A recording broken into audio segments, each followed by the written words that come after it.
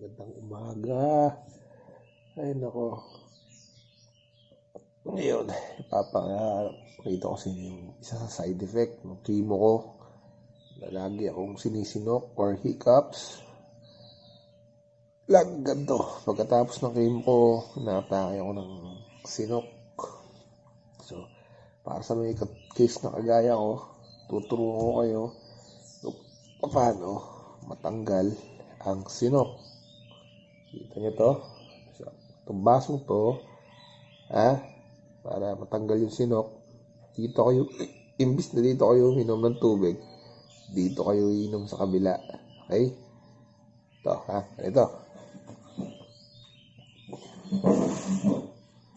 Tapos, pag inom nyo dito,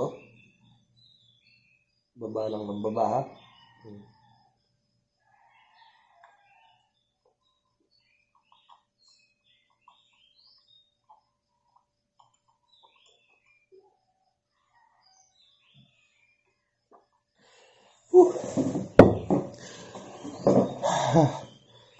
Tingnan natin kung sisinukin pa rin, ha? Hintay lang natin.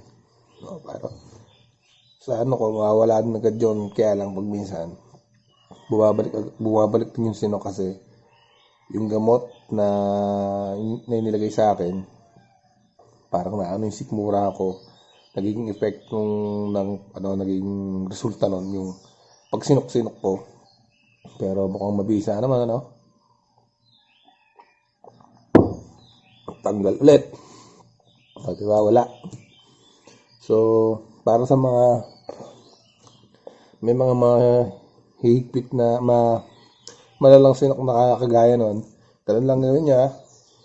Imbis na kayo dito sa harap iinom, dito. So, pag sa pababa hanggang sa maubos niyo yung laman ng baso, wala na sinok. Diba? Tips guys, salamat!